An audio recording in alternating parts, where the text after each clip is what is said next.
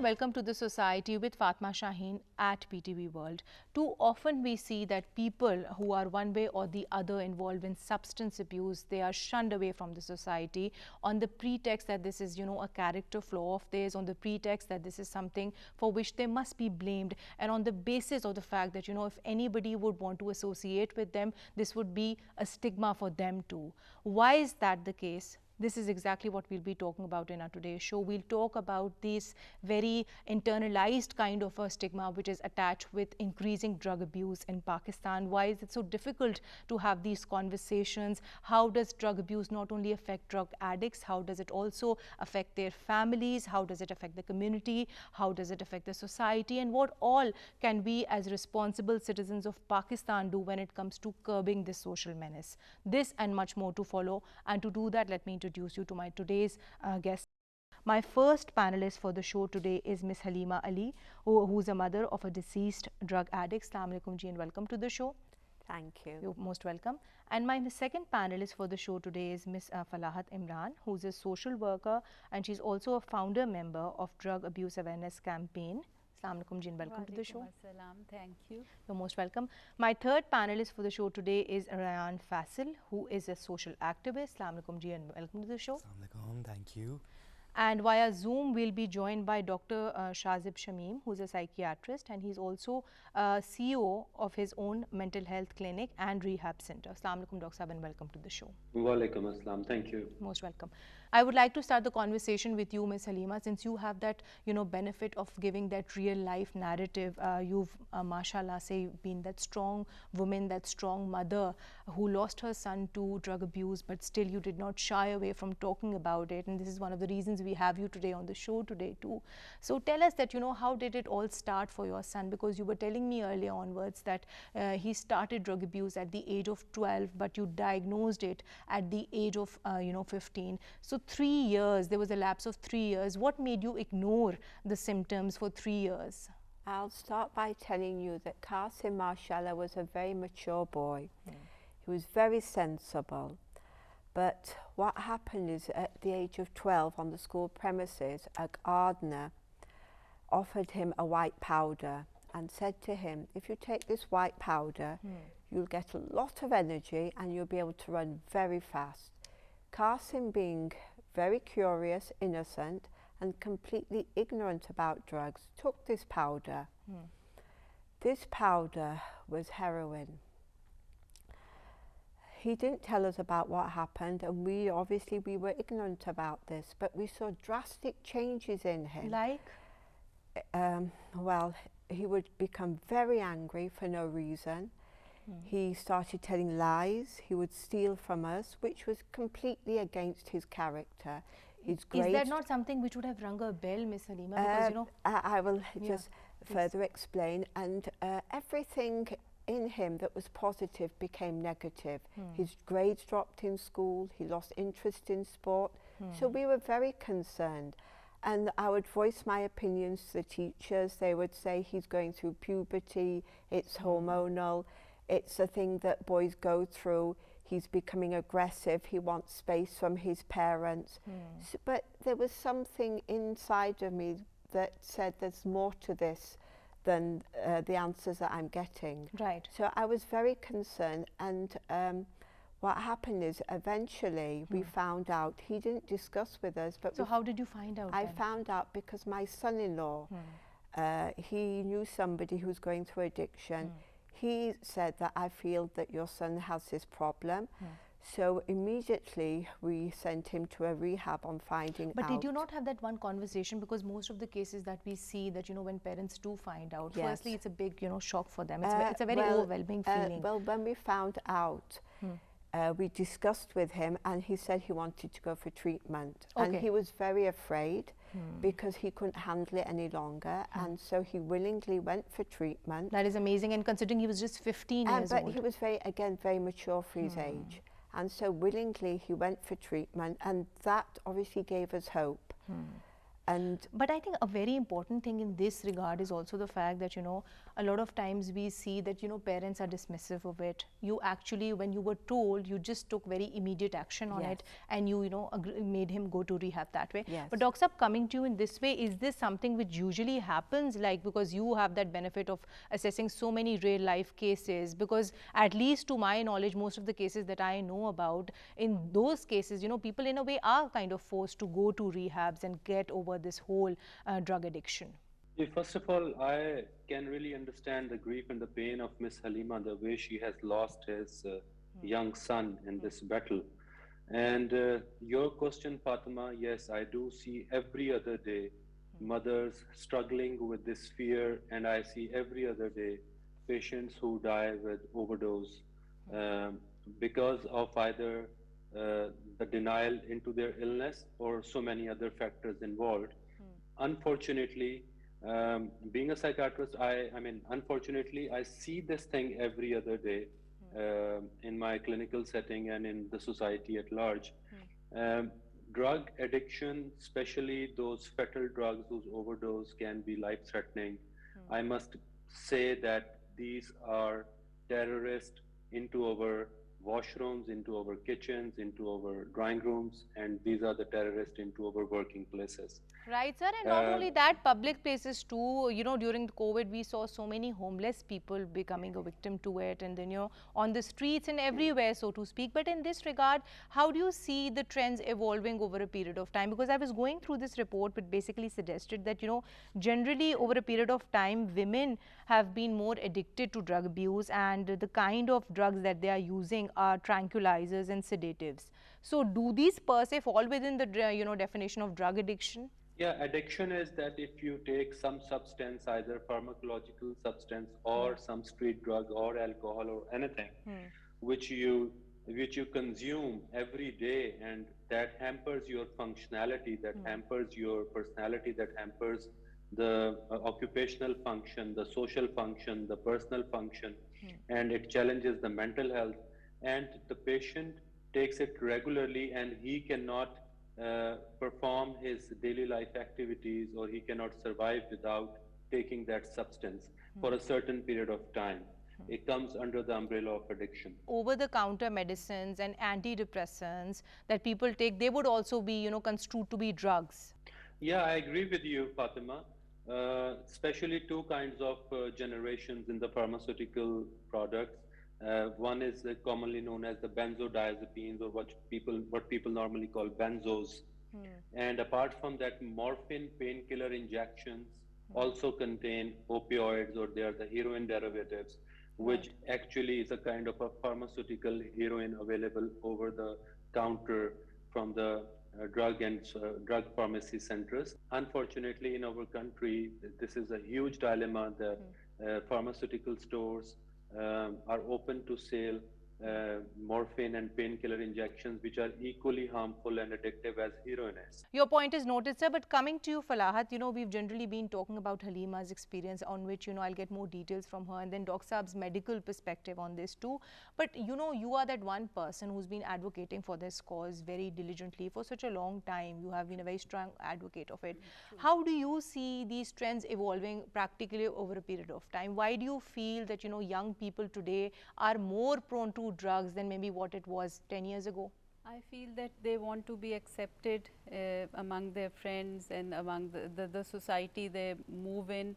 That is one of the major causes, and they just feel that if they won't take it and if their friends are taking it, so for that I feel that the NGO that we run, our basic vision is to reach out to the children before the drugs do. So we have to tell them what all is there, rather than their friends telling them about it. So your basic purpose that way is prevention and awareness. But moving on, why do you still feel that, young people are more attracted to it as opposed to, young adults per se? Because, you just can't take this whole thing in its, isolation. We do see young people engaging in it, but we also see people in their 20s, 30s, 40s, maybe, who are adults becoming drug addicts too. I think that is the time when they are in their 13s or 12 and 13s, they are identifying their personality, and that is the time when they are roaming about with their friends. So we have to really make them aware, make the parents aware what all is out there which wasn't there before. When we were young. Right, Falahat, but coming to you, I think you would have something to say on this since you are the only young person on the show today. How do you see this evolving over a period of time? Do you feel that, you know, a lot of access has actually been a reason because of which there's been an increase, or is it that exposure that people now have to social media, or, you know, generally trends have changed over a period of time?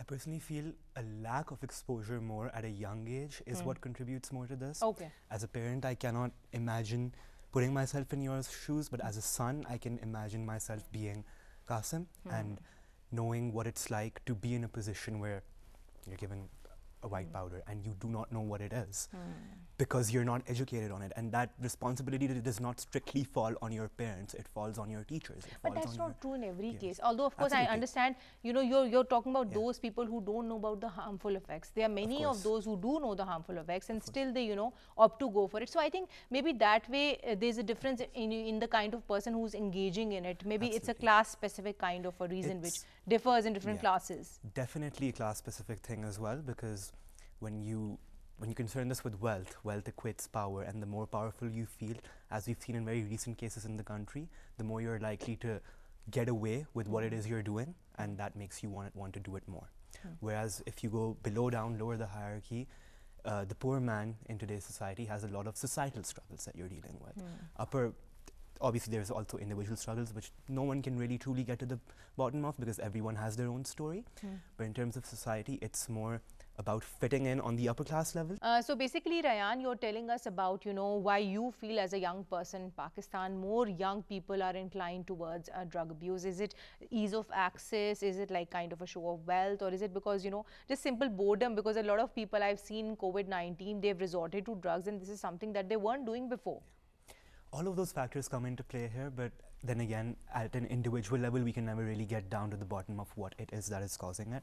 At a societal level, there's certainly a lot of pressures that young people face, and the ability to have a conversation is very restricted amongst young people. You're growing up and you need to have the presence of certain adults or even close peers who you can have certain types of conversations with that you're not antagonized on. And I think it is very necessary to have that conversation, because what's labeled as morally good and morally bad in a society like Pakistan or South Asia for that matter, or any other society for that matter. What's morally bad, you will be shunned away because of it. What's morally good, you will be elevated to such a level that you will not foresee anything beyond it. I think because of that, it is very important. But then again, you know, morality is something which is very relative, so we shouldn't get there. And I think this is something which should be shunned in any society, not only for health reasons, because of the fact that it's directly related to, you know, a crime rate in any society, and so many other, because of lost productivity in that way. It also hits on the economy of a country. So I think it is something which shouldn't be actually mixed up with the morality. I beg to differ with you on that. But I think what, yes. I feel that what he means, I don't know, but I feel that it should be talked about more. Yes, that bit I agree on, and I also think it's very important that we, you know, talk of this problem in a very basically holistic kind of a manner, because you see the reasons because of which people engage in drugs, be it, you know, in midlife, be it at an older age, be it at a young age, they differ. And I think the circumstances of that particular person, the socio-economic status of that particular person, that also is very indicative of that. So would you want to add something to that? I just wanted to say that now these drug dealers are not the men who are stood on the street corners. It's become very sophisticated, and now we have this online community that has made drugs almost legitimate and appear to be safe, and they've given them a brand identity and they're packaged so well very attractively, given very attractive, appealing names. So these, actually, they're poisons. Right. And they're injuring our children's health. Right. So basically, you're wanting to say that, you know, when we talk about regulation of supply, that is something that is just shouldn't be regulated when it comes to offline means. It is something, you know, whose purview should be extended to online means as well in that regard, basically. And it's very worrying because a lot of the parents, they're not aware of the children's online activity. Yeah. And it's so easy to access the drugs. Exactly. And that is something that we will be talking about, you know, later on during the show. But I want you to address the treatment bit, for which I'll, you know, take Doc Sab on board as well. Treatment, they say, is a very difficult process. And the general perception in the society is that, you know, it's very difficult to actually overcome drug addiction because of the cravings you have, because it's such an expensive treatment per se, because of the challenges that it does bring, you know, for the family. But, you know, how do you overall assess this whole procedure? Because you're that one person who's been in it. Well, initially when we sent Qasim, we were very hopeful because, first of all, we felt that he's in a safe place. Drugs weren't accessible to him anymore. Then we met the psychiatrists, the counsellors and the psychologists, and they explained the treatment plan. Initially it was the detox, then they mentioned the different therapies that he would be going through. Then we used to have the weekly family sessions. Then they taught us about relapse prevention, and we followed everything through, so we were very hopeful. But unfortunately, when he completed the 3 to 4 months, within days or sometimes it would be weeks, he would relapse. He would again start using. And this, you told me, happened 7 times during his 10-year treatment. Yes, when he was times. 15, it started off, and he passed away when it was 25. On which I would want you to, you know, give us your narrative, Doc Sab. You know, this is a general occurrence. A lot of people I know, they say that, you know, they go through very extensive, very long, very expensive drug rehab treatment. Unfortunately, at the end, just to realize that, you know, relapses keep on occurring again and again. So is relapse in itself indicative of the fact that the drug treatment that you're being given, that is a failure? Well, Fatima, talking about the relapse is not a failure of the treatment. It is actually a step in the recovery. And patient takes a good amount of time to recover himself from certain situations, and of course getting aware about his own disease.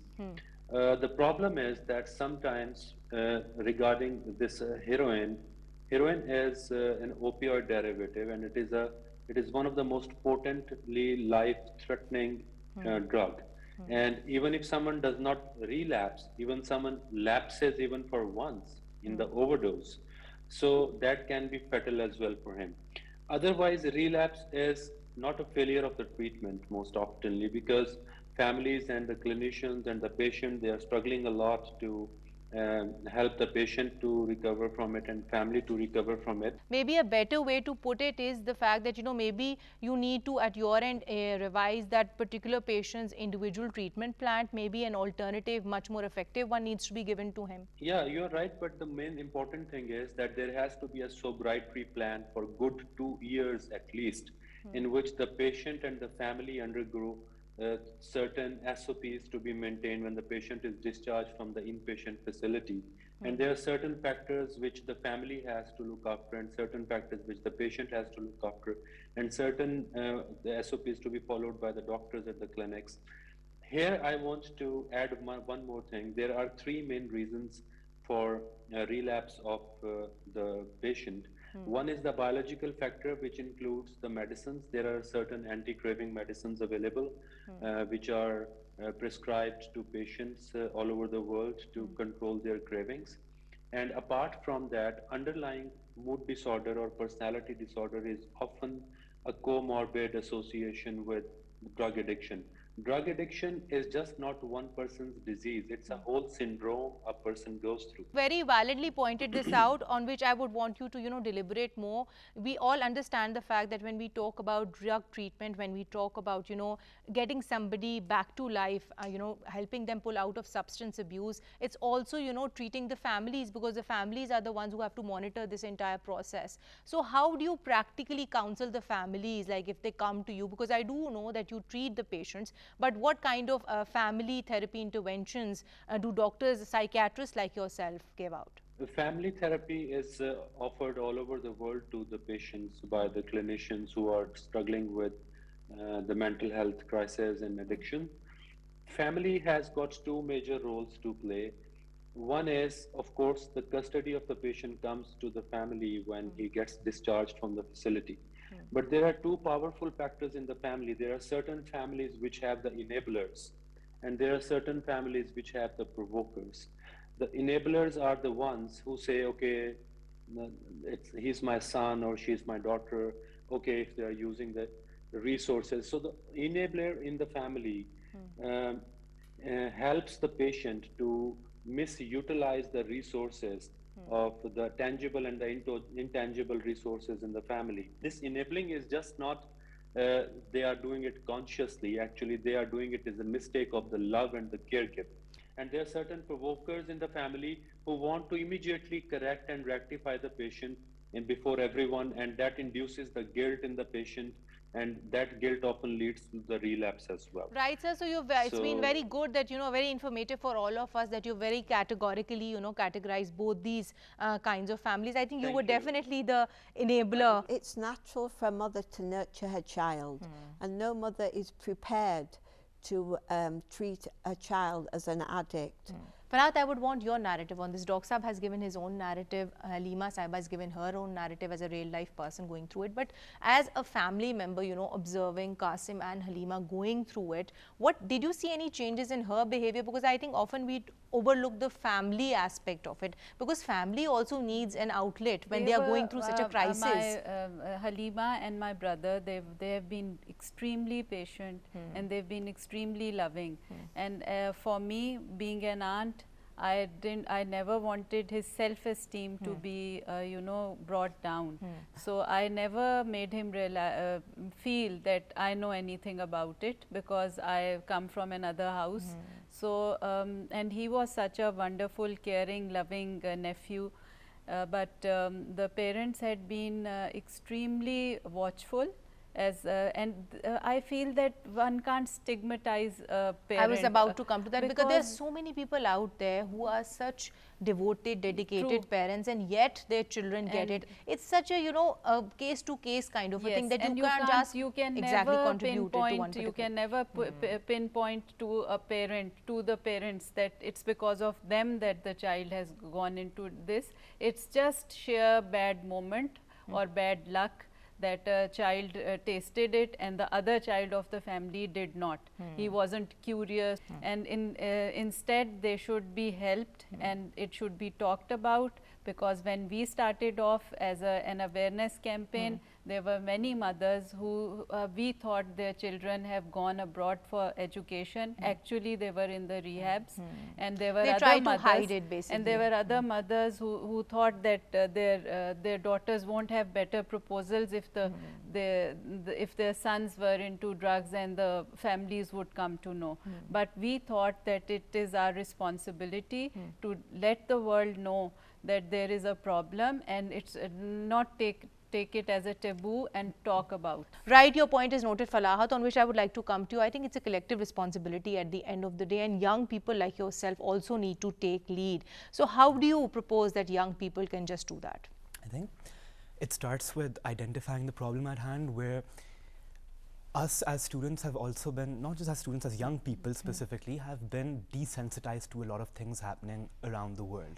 And what I mean by desensitization is when you look at everything happening around you, you're more prone to react in a certain way. So there was this very famous experiment in psychology called the Bobo doll experiment, where children were more likely to imitate what they had seen, and associated certain things with certain objects. So violent things with something like a or even for that matter, something which runs in the family. So many times we see that, substance abuse is something which comes from the genetics. And desensitization here in Asian culture, South Asian culture, or even in the world, comes from lack of empathy, where basically you're not, as a kid, you're not being told those 3 words that matter, I love you, but more being told what will people say. And because of that, you are inclined to go in a direction like, I would say I'm doing it right now. Like, I would be worried about how people would be reacting to my statements and how some people might take it positively, some people will take it negatively. Right. And there aren't many people out there like her, for that matter, who would even openly admit it, you know. Absolutely. I've seen a lot of people whose children are also going, like you yourself pointed out, they would hide it, or they say that they are out of country, not saying that, you know, yes, my son or daughter is sick and they are trying to get treatment. So I think that narrative fundamentally needs to change. How can media change that narrative? like Miss Halima's strength is one that someone here should note and acquire, because it takes a lot to own up and be held accountable in a society like this one. And over here, you're not necessarily discouraging conversations, you're just more throwing them out the window completely, where these things are some things that you just do not want to talk about. It starts with wanting to discuss the problem at hand. It starts with wanting to identify where someone made a mistake and then proceeding from there on out. And also proposing solutions, because I think that is just Absolutely. halfway through that way. Dr. Sahib, I'll come to you on that. You know, we've generally spoken about this whole issue as it does exist at a societal level. But from your own medical perspective, what are the challenges that, you know, people like yourself face? Because often we hear that even after such long treatments, those treatments don't come out to be successful. I also hear people saying that, you know, the doctors that we did get to treat us during rehab, they weren't that compassionate, they weren't that empathetic, like one of the panelists rightly pointed out, not regarding doctor but the society at large. So how do you feel can these societal attitudes, at least to the extent of healthcare professionals, be, you know, changed and be made more accepting and positive of this issue? Yes, Fatima, the thing is that since the clinical outcomes, if they're not successful in managing these patients, of course, many families, they get frustrated because of the failures of the treatment. But we need to realize one thing over here. There are many medical illnesses, or there are many surgical disorders which require a lifetime management. Even if you look at the diabetes, diabetes is like you take the medicine, you change the lifestyle, you manage and focus on your nutritional health, and so many things you need to take care of to survive with diabetes, and you can perform for whole of your life. So same goes with hypertension, same goes with cancer, and same goes with addiction. Right. That if you manage the medicine and the counseling and the lifestyle change, it's a persistent struggle. These are the disorders which the modern times are having, and we need to realize that it's a struggle which the doctors have to make, which the patient has to make, which the families has to make, and which the community has to make at large. I think it's a struggle which has always existed. Now maybe it's gotten more screen space and it's highlighted more, you know, because of course this generation and people are more aware now, they want to talk about it. Although of course I understand that it's not... That makes sense. Exactly. That makes As well sense. advocated as it was before. Fatima, I would like to add that there is one more thing related to the causing factors of addiction, which we missed in the conversation already. Miss Halima and Ryan and all the panelists, they have explained very thoroughly the causes. One of the things which I want to pinpoint towards is, which we see in the clinical settings. Nowadays, any age group, any professional, be it physician or be it media professionals, be it politicians, the showbiz people, the sports stars, it has become a trend. Even the people working with the cyber currency, it has become a trend to misutilize drugs from academics till occupations for raising the performance. And this is something which we are ignoring. And many people want to succeed in academics, many people want to succeed in showbiz or their occupations or business, or they want to make good decisions, or they want to be the best performers. The misutilization of drugs as being a performer has also become one of the reasons. That's very rightly pointed out by you, sir. That's giving a pseudo inspiration to many young lot as well. In this regard, I would also want to add the fact that, you know, a lot of times we also see students taking these psychostimulant kind of drugs just to improve their performance, since you have mentioned educational institutions. So it's something that we need to again consider in all contexts, whether it's occurring in institutions, in gatherings, on the streets, anywhere and everywhere. Even the performing artists, they are misutilizing drugs to enhance their performance. Even the public speakers are misusing it. Even the sports people are misusing it just to enhance the performance. And one more thing, even if you look at the cocaine, It is nowadays the darling drug of the corporate executives to take the best business decisions overnight. And cocaine is very expensive and it's being misutilized in a very glamorous way. Right, Doc Sab, your point is noted. But coming to you, Halima, and coming towards, the conclusion of the show as well, there's this general myth in the society that, when we see young people falling victim to substance abuse, often their parents say that, get them married off, so that, this is something that will go away with marriage. Maybe the wife or the respective husband, whatever case may be, they'll, help them pull out of it. So this happened in your son's case too. Tell us about that. Unfortunately, in our society, they think that marriage is the solution to all problems. And in my son's case, my son liked a girl and he wanted to marry her, and the girl was very interested. But I had to literally work on this girl for almost a year to discourage her, because I knew what my son was going through and I knew how the marriage would end. So in the end, my son realized, because he knew his position and he accepted it. So I was so grateful after my son passed away that at least this girl's life was spared. And I also... So I think this is that one notion that we need to actually, correct, that of course marriage is not the solution. It's not the solution. Only solution is getting proper treatment for it and following through with it, basically, which is why I put this question to you. But I think what I really like about you and Falahat both, since, both of you knew Qasim, you were his aunt and you were his mother that way, that, after his passing away, both of you still didn't give up and you kept the cause alive, working for it. So tell us about that too, because I think that will give a lot of parents motivation. Well, after I lost Qasim, I felt I had to do justice to him by being honest and saying that drugs took away his life, because Qasim is gone, but the youth in Pakistan and the youth all over the world are here. And no child is immune to drug addiction. Drug addiction doesn't discriminate. So I felt that it is my moral duty to talk about this and hopefully talk to the young people. So we formed Lahore Kajinidu, myself, Maliha, Falat, Naima, and we have been going to schools, talking to children, very basically about drugs, the different types of drugs, how drugs affect the body, about refusal skills in case that, God forbid, in such a situation. And also we've been trying to give some sort of rehabilitation, teaching them how to manage stress through explaining different coping skills, like mindfulness. And you're also basically reaching out to the parents too, because you see it's a dual responsibility. Yes, I've also made some booklets, some pamphlets for the parents, and hopefully we'd like to have some workshops with the parents, the students and the teachers, and where we need to have more communication.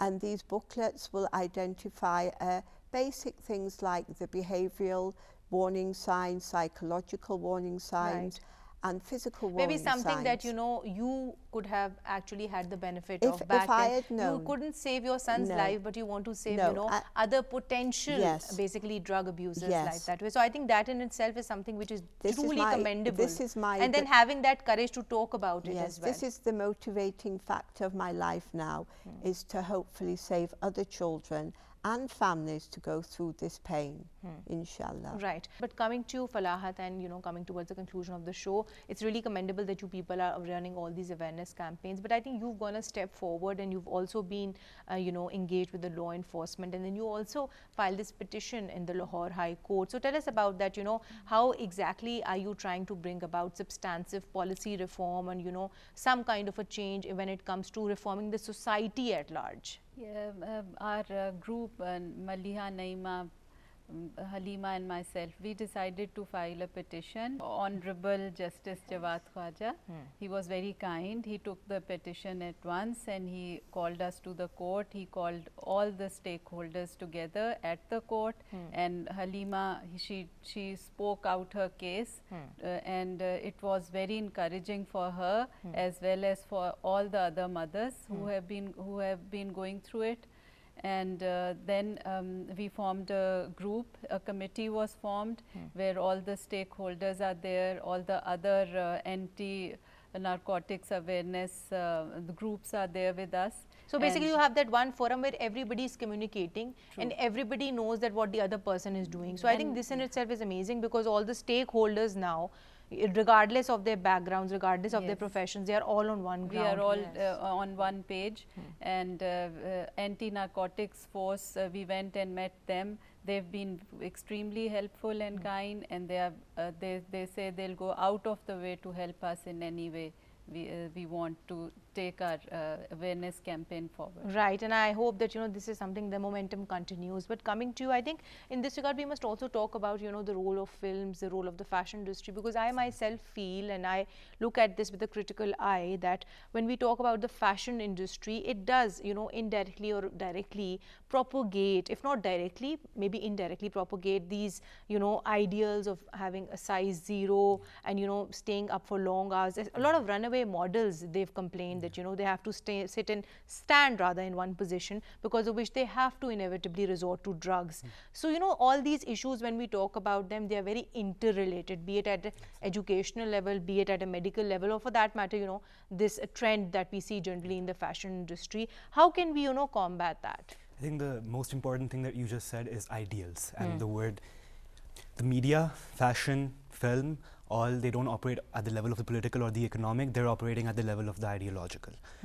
You're not just injecting the drug first, you're injecting certain ideals into the people, which is then in turn causing them to react a certain way and experiment with different things that are then in front of them. Put it up so well. Right. The ideal needs to change that way, and this is something that needs to be done at an industry level, because you see, at the end of the day, it's the top to bottom trickle down effect. So that change needs to come from the top that way. And I think industries also need to own up. We can't be just go around propagating such values which one way or the other encourage drug abuse in whatever way it does exist. For sure, at an industry level, but also at a personal level, because with today's conversation, I am very, very blessed to have been in a safe space amongst all these beautiful and powerful women, and of course one very experienced doctor on screen who have sort of helped me navigate a safe space to have these kinds of conversations. This is not a conversation I could very easily have over here. Right, Rayan, and coming to you, Dr. Saab, in this regard, and coming also towards the conclusion of the show, we've seen that this current government has been very focused when it comes to combating this issue of drug awareness. We know that the government has launched the Zindagi app, the purpose of which is to educate people about, the various issues, the various effects which do come with drug abuse. And then we also see that it has launched a province-wide drive against the open sale of narcotics, which in itself is also very commendable. But from a healthcare professional viewpoint, what more do you feel needs to be done? Fatima, this is a very important thing, and we need to understand that I told you during the conversation earlier, one of the ex-Prime Minister asked me the same question, and my answer was very simple and to the point, that if we cannot control the drug supply in Pakistan, then we have to make this treatment of mental health service from a luxury treatment to a cheap common man's treatment. And for example, if we have more rehabilitation centers, for example, if we have more psychiatrists and psychologists in Pakistan, and for example, if we have more services to be offered, a lot of early intervention can be made. And apart from that, the community service and community awareness is very important, which Rayan was also mentioning towards, that we need to actually give a psychological immunity through the community awareness programs at media and also in the community at large, especially by the government, so that we can treat these problems even if before they become so chronic. Your point is noted, Dr. Saab. Thank you so much for giving us your precious time. Thank you very much for inviting. Thank you so much, all of you.